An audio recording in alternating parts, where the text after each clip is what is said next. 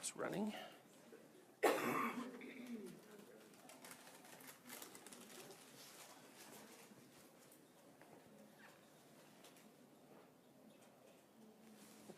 All right, so let's talk about your brain. So there's lots of different ways of dividing up the brain, and believe me, people are still arguing about how to do that. So I don't remember if I've assigned the Swanson paper to you as a reading. Do any of you remember that?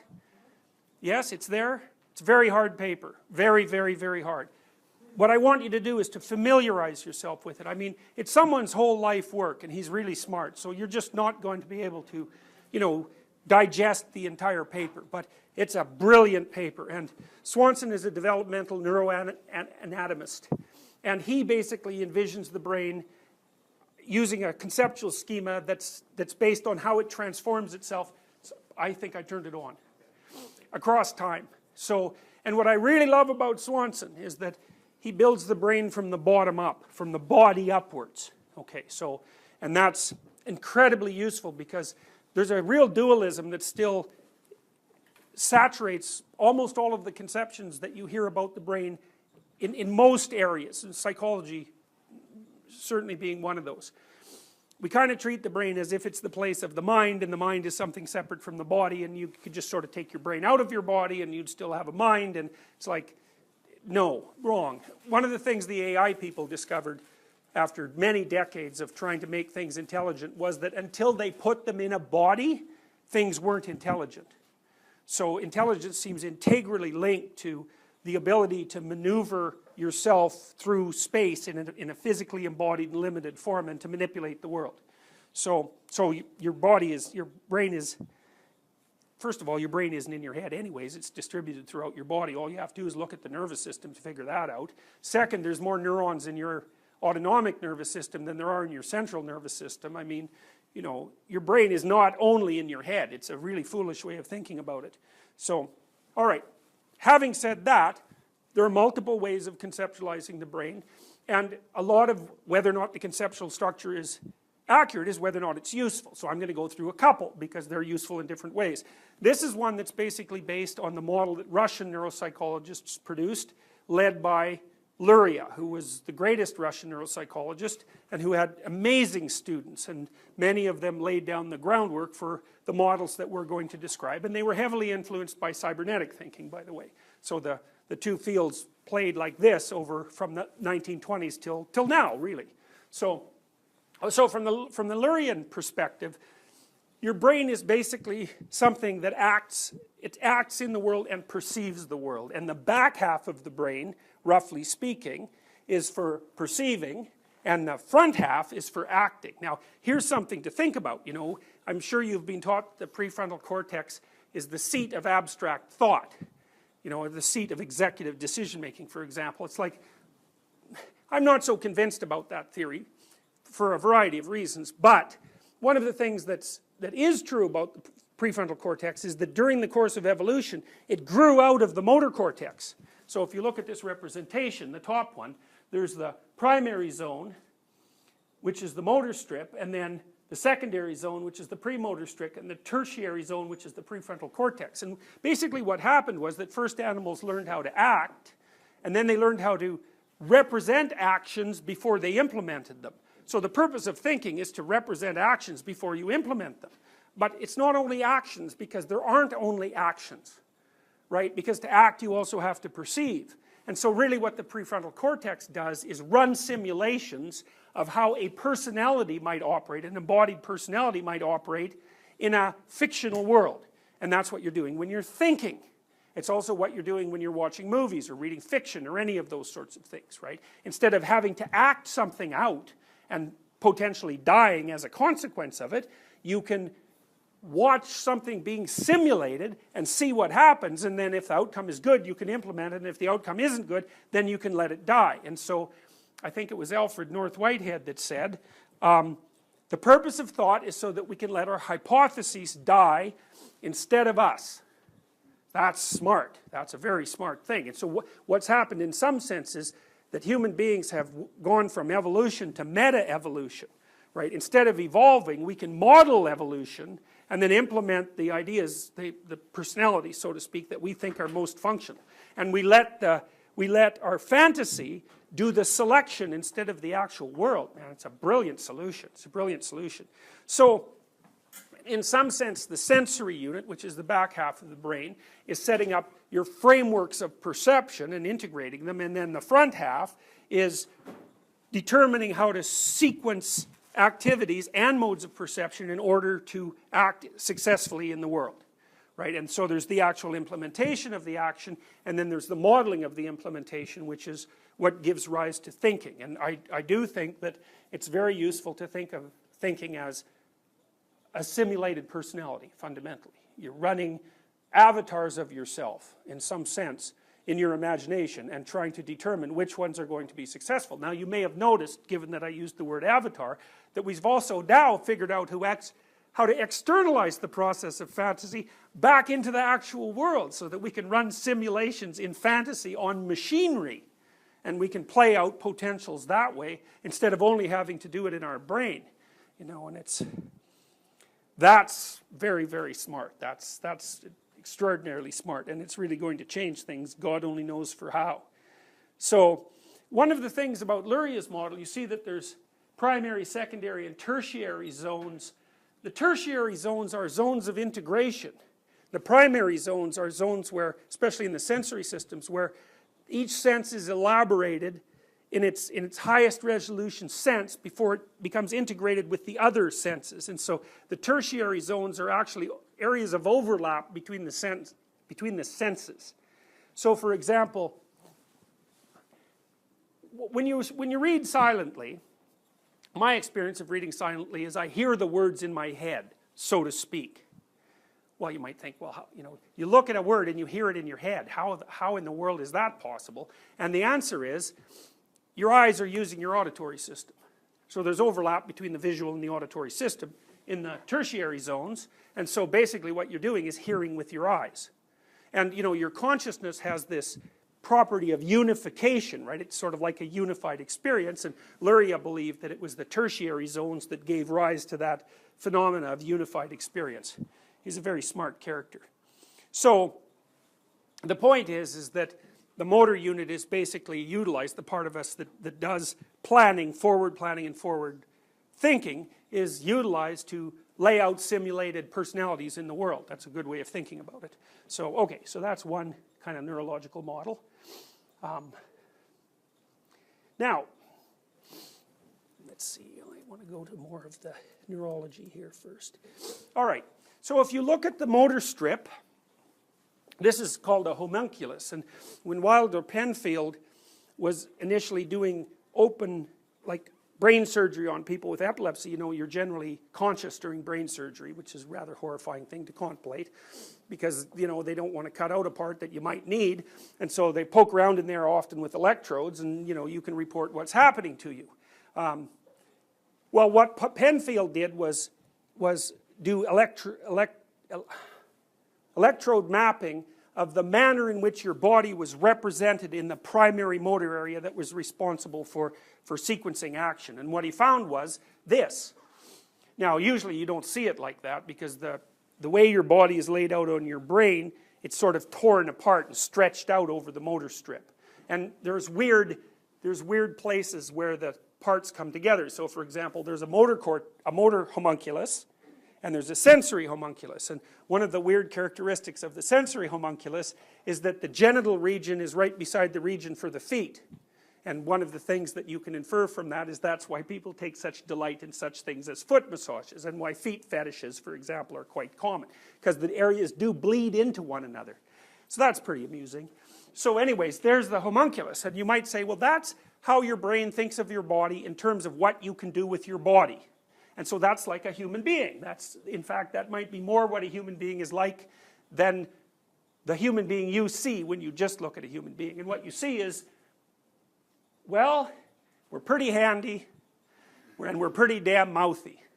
And so one of the ways you can think about that, and I think it's right, is that human beings run around taking things apart and putting them back together with their hands, and then they talk about that all the time. And We have a tremendous amount of control over our tongue. That's wired up right at birth, by the way, and lips as well. So that's a primary investigative organ, you know, and it's used for multiple purposes. So, you know, children really explore the world with their lips and tongue, and of course it's a primary area for sexual exploration.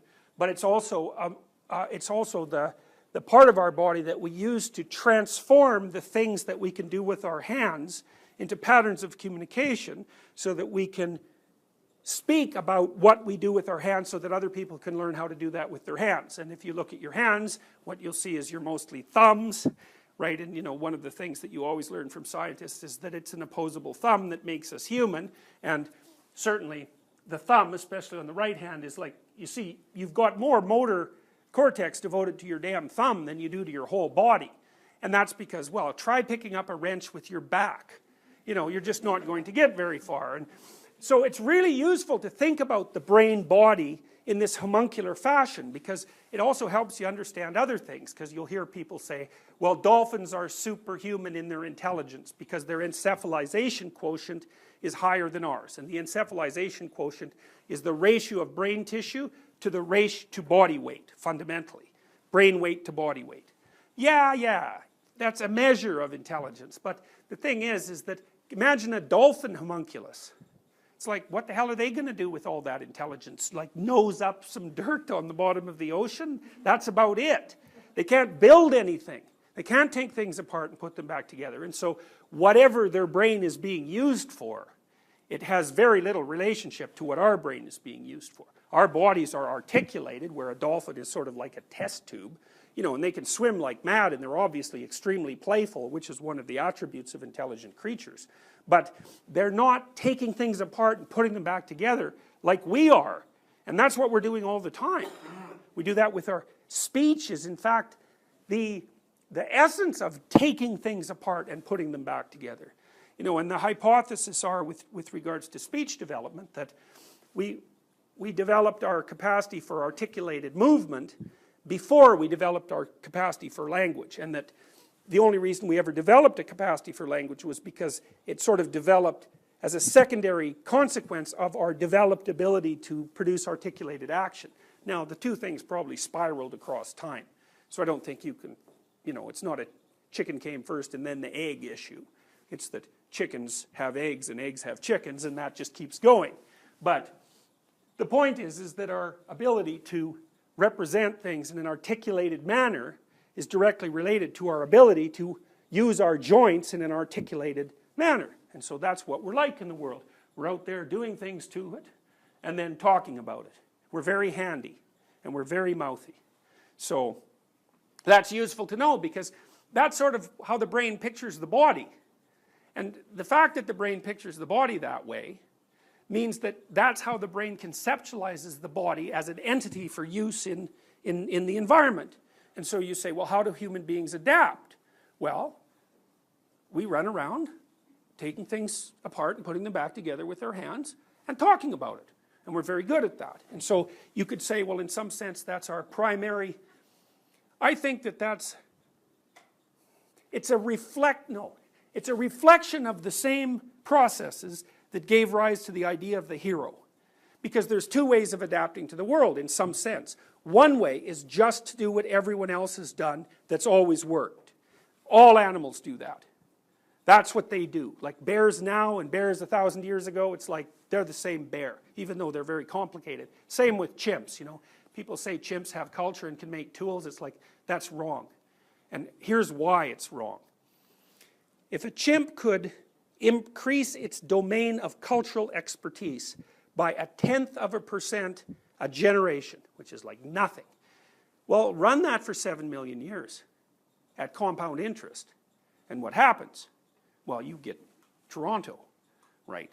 I mean, I don't know how much we transform our culture with each generation, but it doesn't have to be very damn much for there to be cities after 2 million years of iteration. Well, chimps are still living in the jungle. Now, they do use tools, but what seems to happen is that the environment, and they do use different tools in different locales, but what seems to happen is that the environment suggests the tools to them. So they have a certain level of intelligence, and they can figure out how to use what's at hand, And what's at hand is different in different places, so they use different tools. But that doesn't mean they're thinking up different tools. They're not, clearly, because there's no accumulation. There's no accumulation of culture. So I don't see how you can escape from that mathematical argument. And you can make the same argument to pretty much any other creature. You know, even ants, it's like they're making the same damn ant hills they were making, well, God only knows how long ago. I mean, they're very successful at it, but there's no innovation. And so being the same as the things that lived before you that lived is a pretty good strategy. But that isn't the human strategy, or it's actually half the human strategy. Because half our strategy is to do what everyone else has always done, and the other half is to fix that where it's not working very well, or at least to try to fix it. And I think this is an excellent representation of the abilities we have embodied to do precisely that. So, here's another way of thinking about the brain. This is partly from Luria, again, in the Russians. This is from one of his students whose name is L. Conan Goldberg, who's a practicing neuroscientist in New York, and I think he's a very bright guy. And I like his theory because, you know, you've heard classic theories about linguistic versus non-linguistic hemisphere. So the left hemisphere usually is regarded as the linguistic hemisphere because in right-handed males in particular, language tends to be, you know, pretty located in the left hemisphere. Now, what I would say instead of that is that there are linguistic and non-linguistic systems in the brain. And most of the time they segregate out so that the linguistic system is in the left hemisphere and the non-linguistic system is in the right hemisphere, but it doesn't have to happen that way. It can be reversed with people who are left-handed. It's more distributed in women, and if you lose your whole right hemisphere when you're like 18 months old, so you don't even have a right hemisphere, your left hemisphere will specialize so that it has a linguistic system and a non-linguistic system. Partly the way to think about that is that, you know, the top part of your brain, the cortical cap, you can kind of think about that as plurivalent territory. Lots of things could happen to it. And what happens is that as you develop, the underlying systems, the more biologically archaic systems, colonize the cortex. They fight, basically. So, you know, your ears and your eyes fight over which part of the back of the brain they're going to have access to. And usually the eyes win at the back part of the brain and the ears win more here. But, you know, if you don't have any eyes, the ears are going to colonize the visual systems. And that's partly why if you can't see, you can hear better. So, and even if you lose your hand, like if you lose your thumb when you're an adult, what will happen is the part of the motor cortex that represents your fingers will grow. It'll grow into that area so that you have more brain now devoted towards these fingers. And if you're born without hands and use your feet, then the feet will start to develop a map that looks like the map of the hand. And there's some flexibility in that, even in adulthood. So there are these underlying systems that grow up, and you know they expand their capacity for differentiation and synthesis by occupying the cortex, and that can happen in a variety of ways, even though it tends to happen in a standard way during normal development. So you could say it's better for your eyes to invade the visual cortex because it's sort of set up for that. But if they can't invade the visual cortex and it invades the auditory cortex, that works like 90% as well. It's something like that. So the top cortical cap is somewhat specialized, but it's not specialized to the degree that it's lost its plasticity for the first stages of development. It's why child neuropsychology tends to be such a mess, is because the child's brain is so plastic that you can't really say with any certainty what any given part of it happens to be doing, except down in the, you know, in the ancient areas where some stability has been attained. So here's a way of conceptualizing the difference between the left and the right hemisphere. Although, again, I wouldn't think about it that way. Now, the classic distinction is linguistic, non-linguistic. Now, Goldberg puts that on his head. He says, no, linguistic, non-linguistic is an emergent property of a more fundamental division. The more fundamental division is between novelty and routine and anomaly. And that maps onto the sorts of discussions that we've been having. What do you have to deal with in the world? Things that work the way you think they will and that you want them to. And then things that don't. So you have a system that works with the things that work the way you want them to, and you have another system that deals with the things that don't. And roughly speaking, in the standard human brain, the right hemisphere seems to be wired for novelty detection, emotional response, and provisional processing. Whereas the left hemisphere seems to be specialized for routinized activities. And that would include representation in language. Now what happens, for example, if you practice a novel task, is that when you first do it, it's very computationally demanding. And so you set out a lot of energy, and a lot of your brain is at work, especially in the right hemisphere. And as you practice it, the right hemisphere stops working and the left hemisphere works more and more, and then a big part of the left hemisphere works, and then as you keep practicing it, that moves back until there's a little tiny part of your brain that's really active when you're doing it and you're good at it. And so partly what happens is, imagine it this way, is your brain, when you're first trying to do something complex, maybe you're trying a new piano piece, or maybe you're doing some improvisation. It's like you're trying out all sorts of things, right? A lot of it's error and error correction. It's a bloody mess. It's exhausting. You're doing all this, and you're getting rid of that thing that doesn't work in that thing, and you re-practice this part that's awkward. And as you do that, there are fewer and fewer errors, less variability, and more routinization. And as you're doing that, you're building a little machine at the back of your head that does this perfectly, but that really can't do anything else. Now, that's really an interesting thing to think about. Because what it implies is, whatever you practice, you build into your implicit processing systems. So be careful what you practice. Because once you get one of those little machines back there and it really knows what to do, it's there. Now you could build another little machine that stops it from doing what it's doing. But it's pretty damn hard to get rid of that machine once you've built it. And so if you build a cocaine consuming and desiring machine in your head, that machine might end up being more powerful than you are, in which case you're basically ruined. And that's really what happens to people who are addicted, because they build expertise in cocaine seeking and preparation and ingestion, and it's really a powerful system because it gets hit by dopamine every time it's successful. So it grows into this like monstrous subpersonality, and all that you need to activate that subpersonality, even if it's been dormant for a long period of time, and you're out of the addiction, is the sight of something associated with cocaine. It's like, up it comes, and you're under that's the monkey on your back, so to speak. And so what happens when you're trying to get people unaddicted is that you can take them to a treatment center and let them go through all the minor league horrors of withdrawal, which are nowhere near as bad as people generally claim. So like heroin withdrawal is like a very bad flu for about 4 days. It's not exactly pleasant, but it's not like alcohol withdrawal, which just like kills you often. So you let the person get through all that, they're no longer dependent on the chemical, and they're fine, as long as they're in the treatment center. But as soon as you put them back in their environment and they see like their friend Joe, who's like, their drinking and cocaine partner, it's like poof, up comes the monster and they're gone. And it's very, very difficult to treat addictions, and that's because an addiction is not a psychological thing.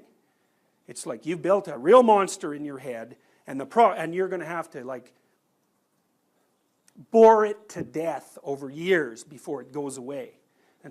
And then if you're stressed, well, that's going to make it even more difficult for you to inhibit it, and well, it's a bloody mess. It's a mess. Or if you get money, which is like the worst thing that can happen to you if you're an addict. It's like,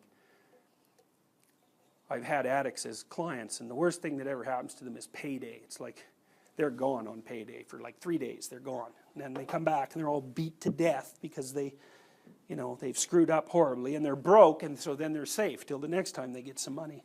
So these are the sorts of associations that go along with the novelty versus routinization model of the brain. So it is right versus left roughly, but it's better to think of it the other way, novelty versus routinization. And so the novelty processing part of the brain is responsible for the production of negative emotion. Why? Well, when you run into something that you don't expect, you should immediately be cautious, because something that you don't want might happen to you. Now you can be excited because maybe something new will happen, but the prudent thing to do is to be on alert first, because God only knows where you are. So negative affect is part of it. The thing you don't understand is a threat.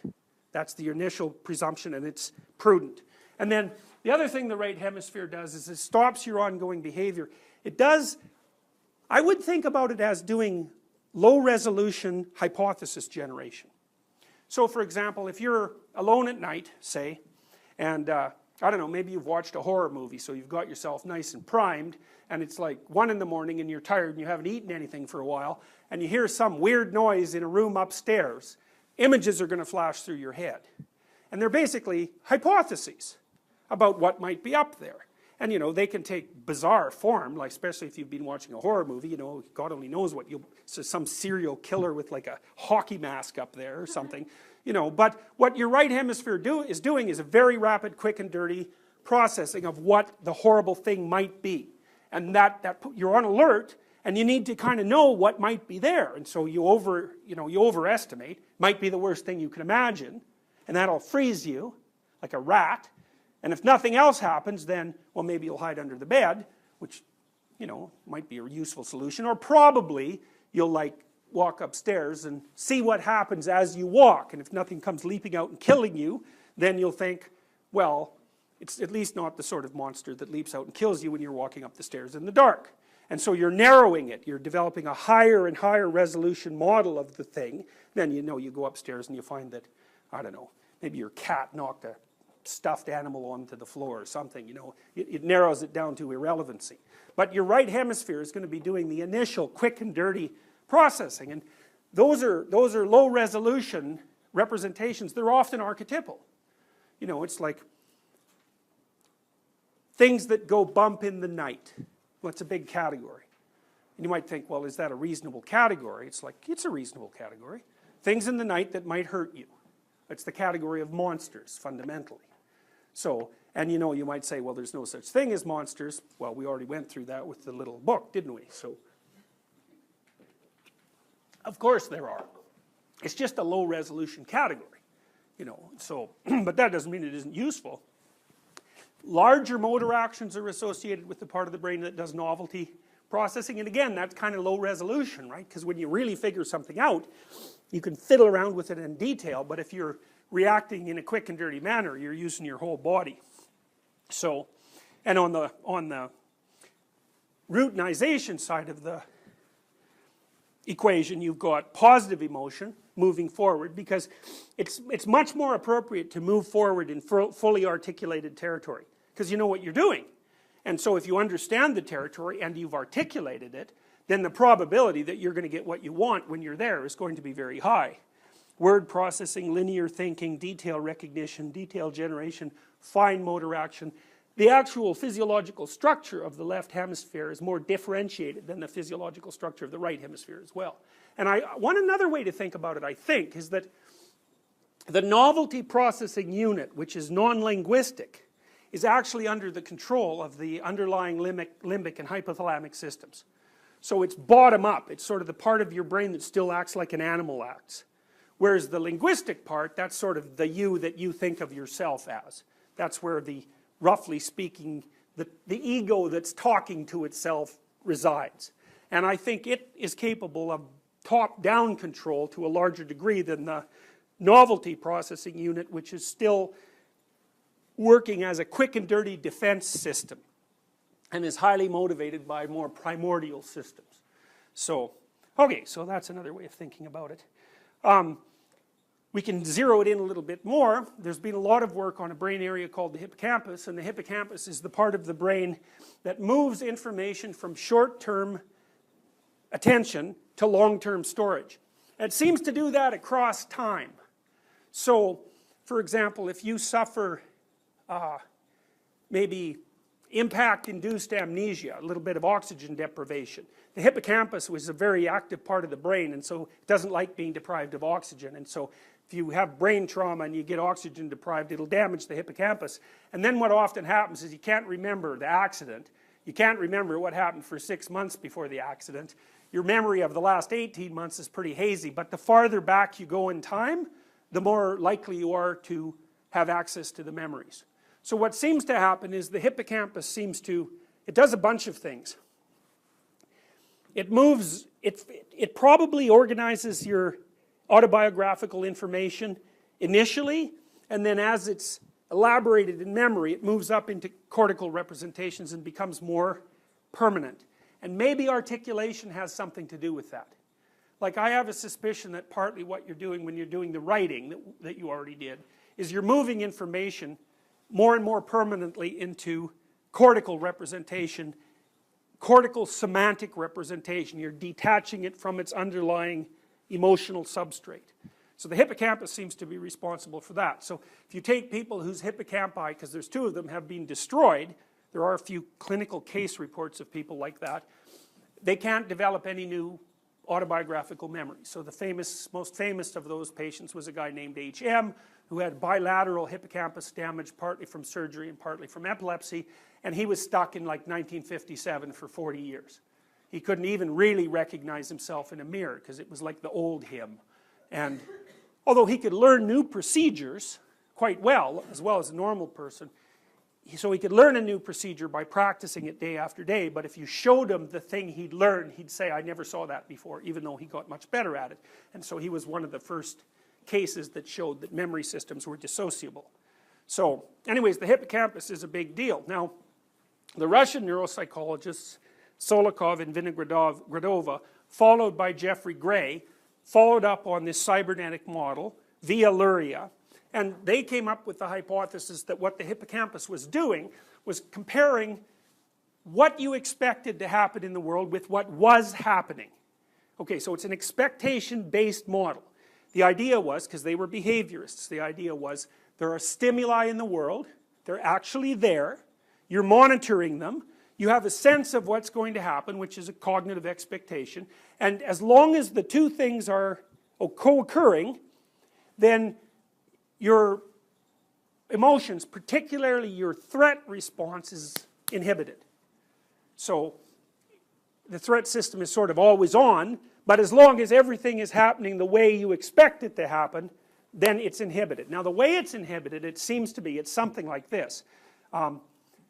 There's a part of the brain that's very deep called the reticular activating system, and the reticular activating system is an ascending stream of neuronal connections. And if you're in a car accident and you twist your head and you snap that tract, because it's actually fairly fragile, then you're unconscious forever, and that's that.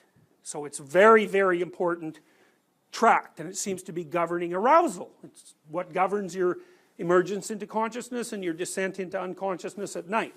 Very, very, very old brain system.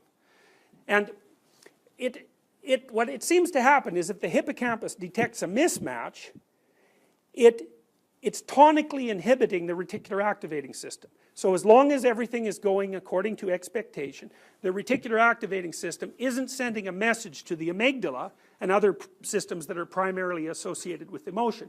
It's not sending a signal to them saying, wake the hell up. But as soon as there's a mismatch, then the hippocampal inhibition of the reticular activating system declines, and the amygdala and other emotional systems, motivational systems as well, turn on. So, or are no longer inhibited, which is a better way of thinking about it. Okay, so now, when Gray, who is also one of the cybernetic theorists, talks about what happens when you hit something that's unexpected, he basically says you have to revamp your motor programs and your expectations of the future in order to reconcile the error. And that's a complex process and it requires exploration. But the problem with that theory is you don't have access to the present. You have a model of the present. And you don't expect things to happen, you want them to happen. And so what that means is if they don't happen the way you want them to, you have a bigger problem than the cognitive cybernetic theorists originally envisioned. And the problem is, the place where the error might be is way bigger. It might be in what you want, it might be in how you put together what you want with the other things you want, it might be how you put together all those things with what other people want, it might be something wrong with your conception of your abilities at the present time, it might be a skill deficit, and it might be something that's gone astray with your conceptualization of the future. That's a big search space. And so that's part of the reason. So you might say, well, what should you do when you hit something you don't expect? And the answer to that is, you default to emergency preparation. Now, how much do you default? Well, we don't quite understand the representation yet because it's associated with this hierarchical problem we already described. So I think it's got to be something like this. Your brain must be able to tell somehow how much of its structure is dependent on on the viability of a given node. So imagine that you have a representation, and hardly anything depends on that representation. And then that representation is disrupted. It's like, yeah, that's no big deal because it's only knocking out a part of what you're using to orient yourself in the world.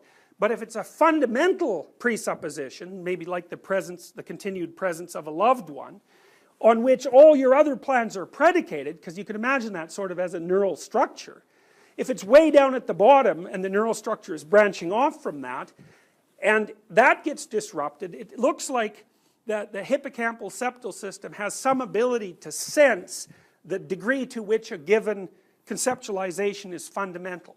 And maybe that has something to do with how early in life it was laid down.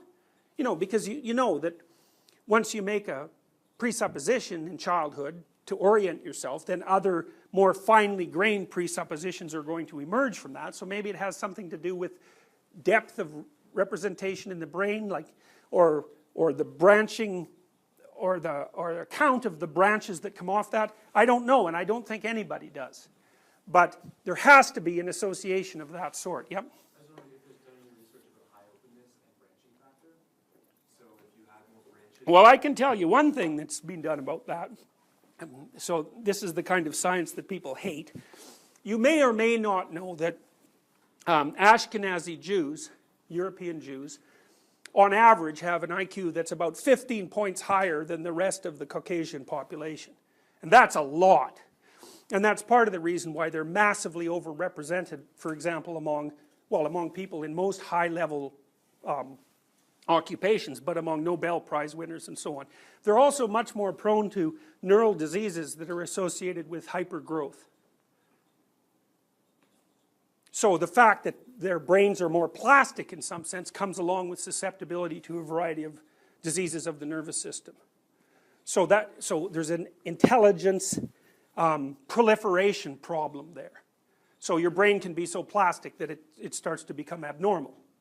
So we also know, with regards to openness per se, that here's one of the best tests for openness. We could do this right now, but I don't think we will. But if I say, okay, take out a piece of paper and a pen and write down as many words as you can that begin with the letter S in 3 minutes. There's going to be a lot of variation. In this group, I would think it would be from 50 to 200. The people who can write down more words, they're higher in openness. They're more creative as well. And it's a pretty good predictor. So that isn't so much, I think, an indication necessarily of the complexity of the branches, but it's certainly an indication of how rapidly you can access the information that's in those branches. So, okay, so that's how you maintain emotional stability. The way you maintain emotional stability is something like you have a conception of how the world should lay itself out when you act. As long as that conception and your model of what's happening match, then your hippocampus tells your reticular activating system to leave your motivational and emotional systems dormant.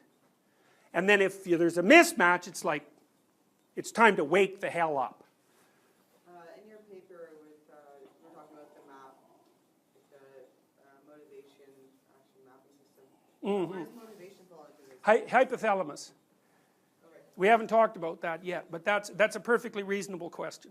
That's actually why... you said that was the most stable psychological marker as well. What was? You mentioned that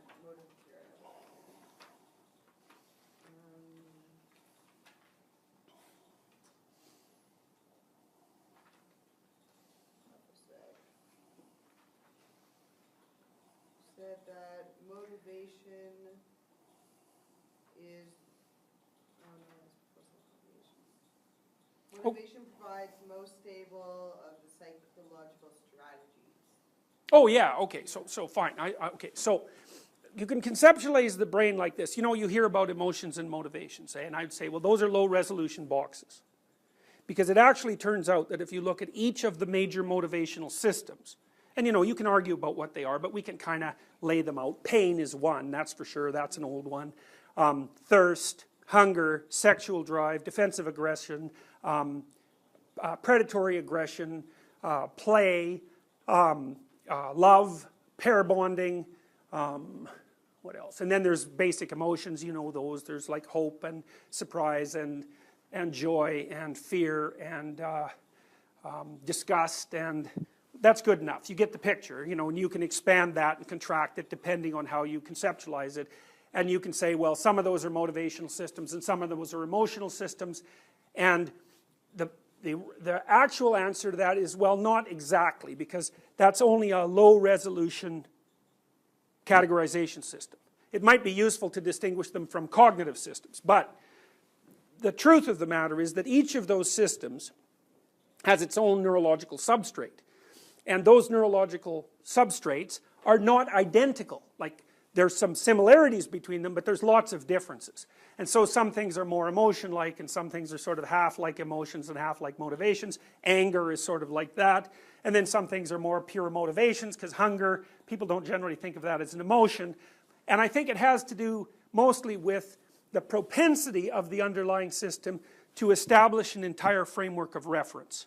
So hunger will do that.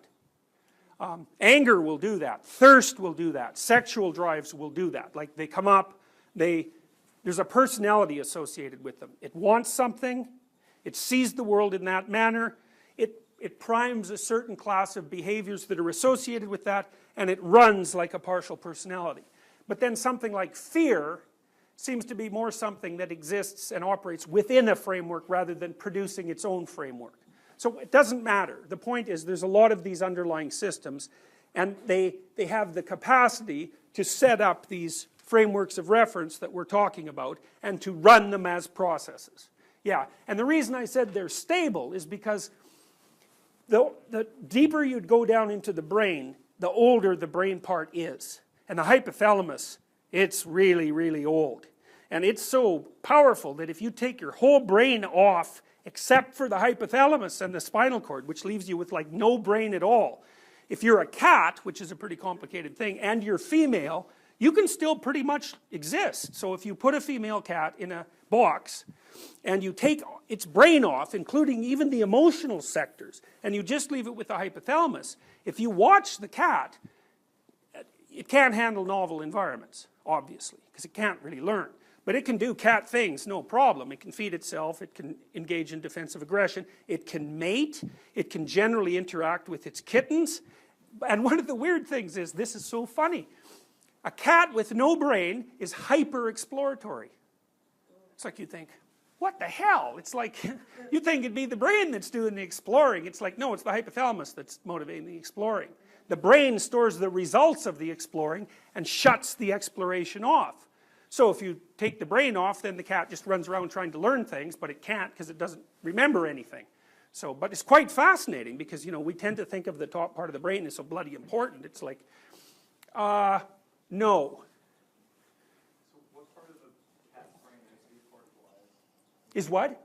Decorticalized. You take the whole cortical cap off and almost all the emotional systems, like 85% of the brain. So there's no visual cortex? No.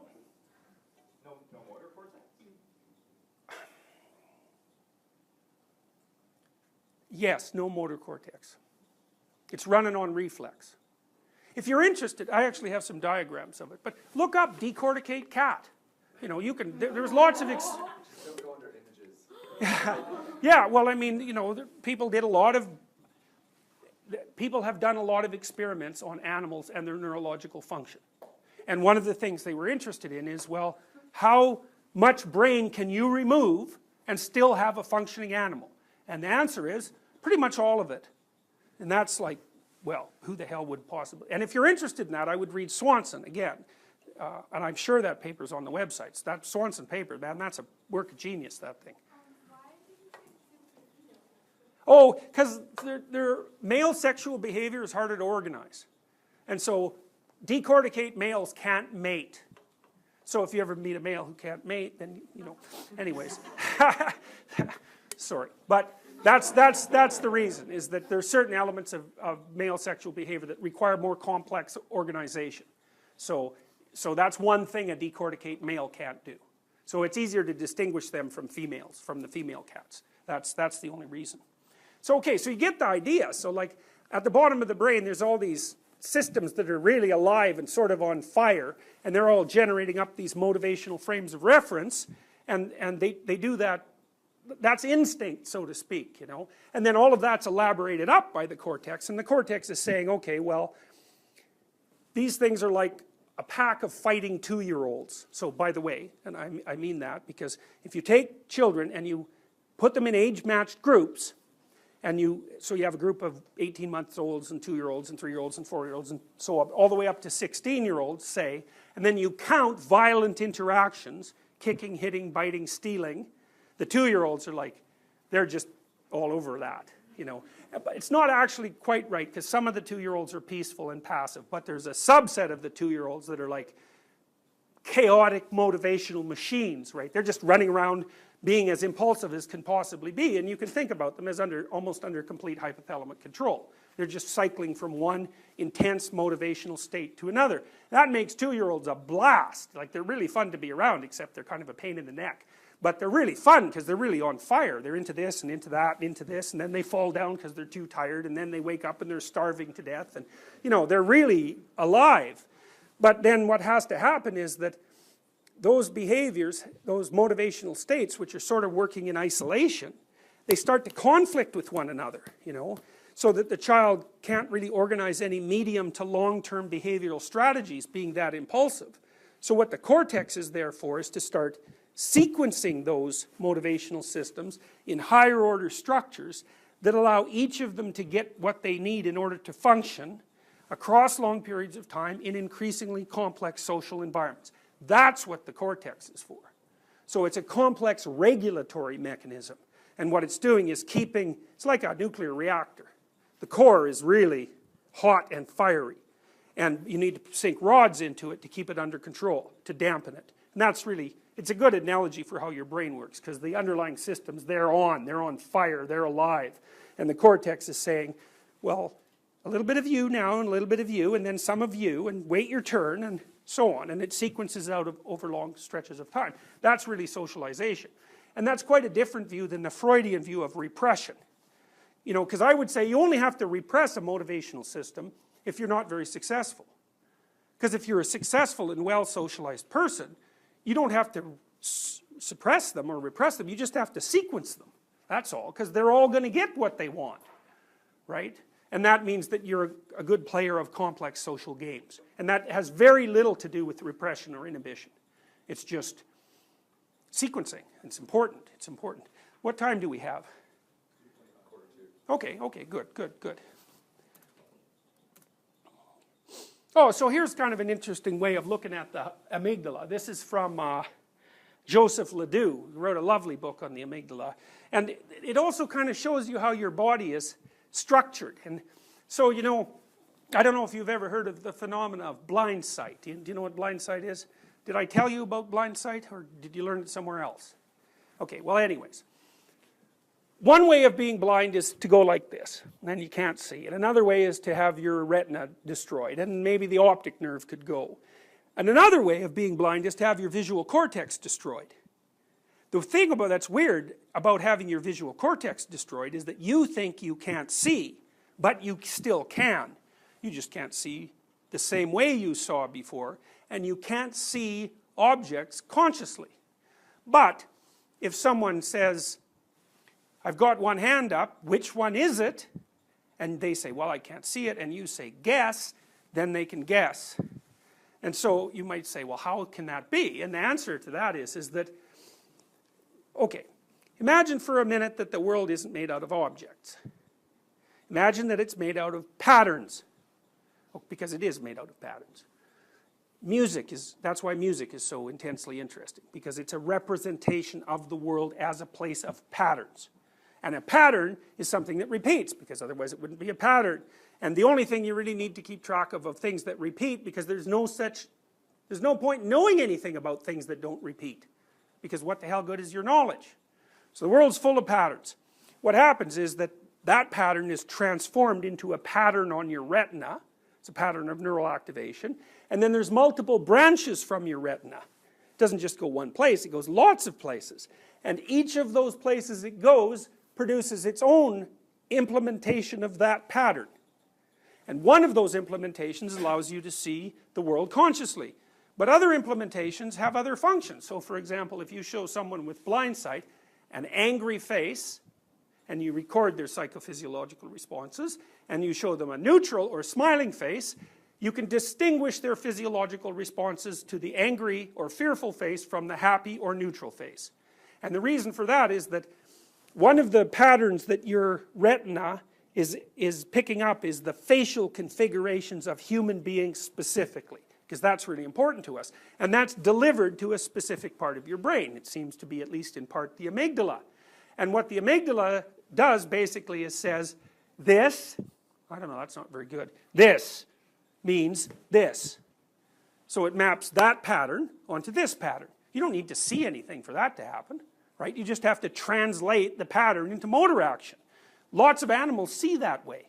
So like when a fly flies by a frog, the frog doesn't see the fly and think, well, there's a fly, and then like nails it with its tongue. It's like the fly flying by pattern activates the tongue sticking out pattern. And it does it in like 1/100th of a second, obviously, because like, have you ever tried to catch a fly with your tongue?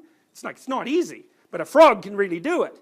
And the fact that the frog's visual system is so simple and specialized means that there's hardly any neural connections between the perception of the pattern of the fly and the motor response. Like maybe there's 2 neurons intermediating.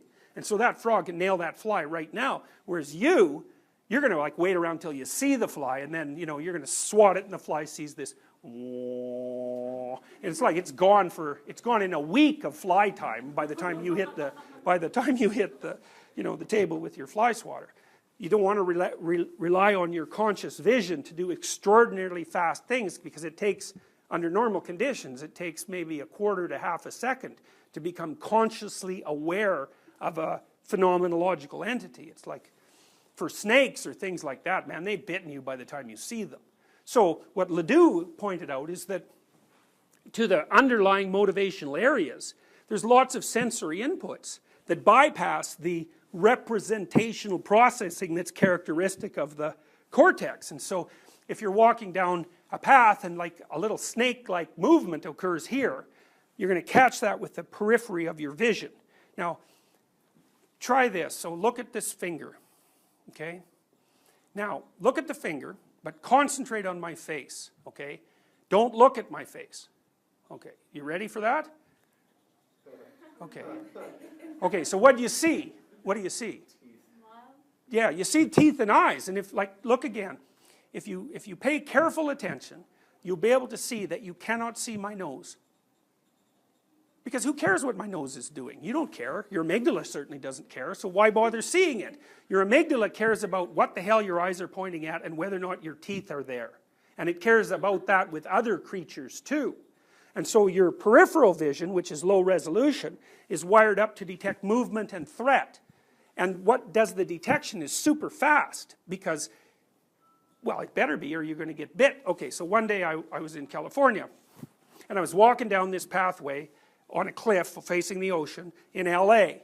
And it was, I think it was March or something, and there was this guy in front of me that was like 6'7", and right in front of him was his 4-year-old daughter. So we're walking along, and all of a sudden she goes, ping, and jumps right onto his shoulders. It was like, you know what a cat's like when you startle it, and just poof, and runs. It's a very funny thing to do to cats. There was a rattlesnake right beside the path. Now, it was kind of slow because it was cold, but obviously what had happened to her is her periphery caught the rattlesnake, and she was up in her father's shoulders before she saw the snake. And it's a good thing, because if it was a stick, well, who cares? She's expended a little energy, you know. So the amygdala can be kind of low resolution, and it's still useful. But if it was a snake and it was going to strike, the fact that she had jumped onto his shoulders before she even saw it was going to save her. And so one of the things that, in principle, the underlying motivational systems are wired up to detect are primary fear stimuli. And so those would be, you can kind of list them off. Now for a long time people thought you learn to be afraid, which I told you is rubbish. You learn not to be afraid. Then they thought that you could learn to be afraid to some things more easily than others, but you still had to be exposed to those things. And then they figured out, no, there's just things you're afraid of. And one of those things is snakes. And chimpanzees, for example, they don't like snakes. And even if you raise chimps and monkeys, so they never see a snake and you show them a snake, they are not happy about the snake. So the snake's like uber predator. You know, I found now that mammals, I should have known this, been around for about 220 million years. So we've been battling with reptiles for a very long period of time, right? Back when there were dinosaurs.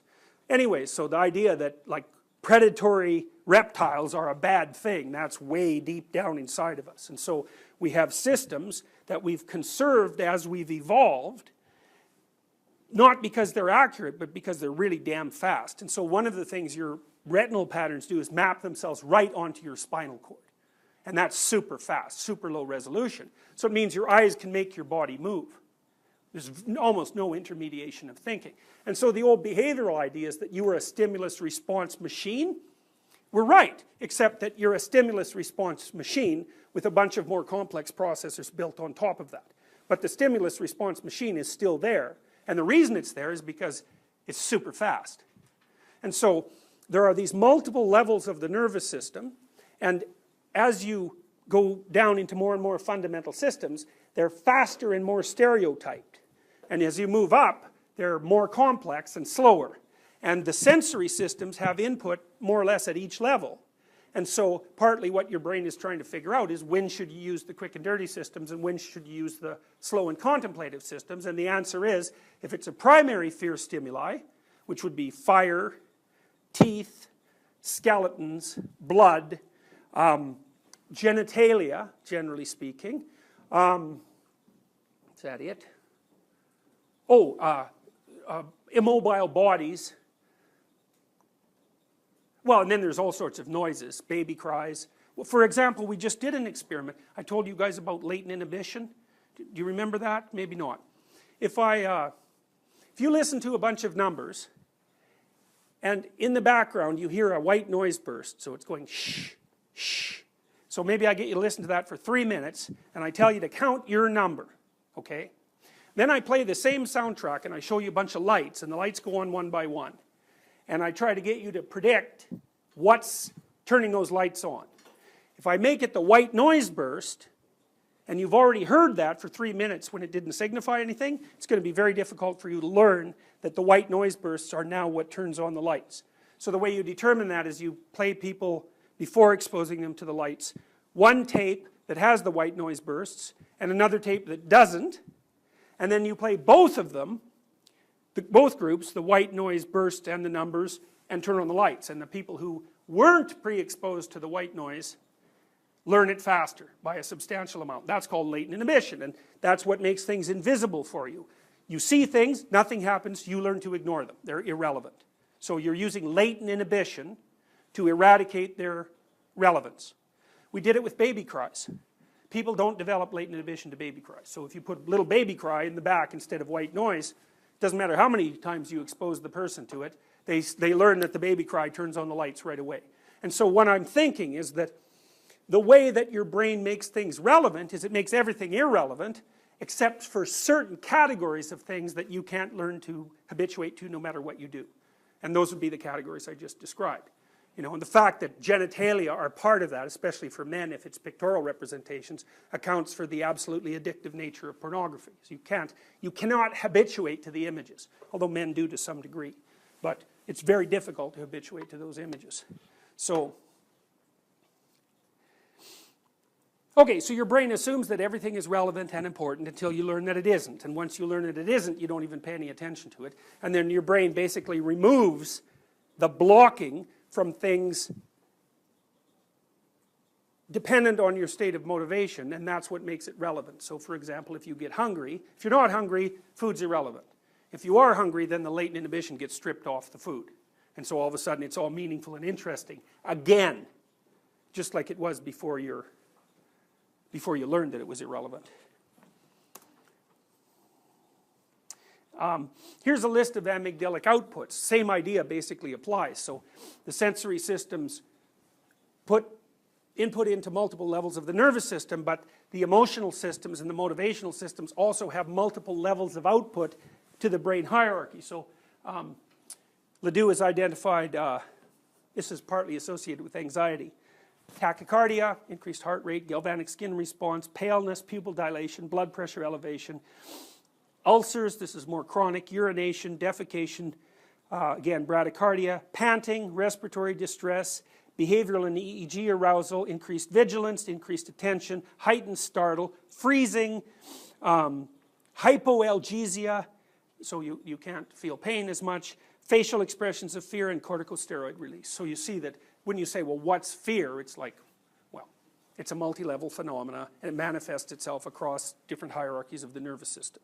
And so, and those systems differ in complexity, and they differ in speed. You know, and the other thing for humans, what's happening if you encounter something anxiety producing is it sends a signal up to the right hemisphere and it says, provide a quick and dirty model of this, and then it tells the left hemisphere, and if you can, explore a bunch to gather new information so that we can improve the model. And so that's basically how you're responding to novelty. Now, the next thing I'm going to tell you, not today, is two things. One is how these hierarchical systems emerge across time and how they're interrelated. But then, and this is where we can really move in another direction quickly, I want to show you how these domains, because we've outlined some domains, right? The domains are things that turn out the way you want them to, things that don't turn out the way you want them to, structures of representation, and modes of updating that structure of representation. So you can think about those as they're constants. Some things you can predict and understand, some things you can't, that you can explore, you can be conventional, and there's a characteristic nature of the domain that consists of things that you do not expect or desire. So the next hypothesis is those are the things that are represented in mythology. And the reason they're represented is because they're constants. They're always there.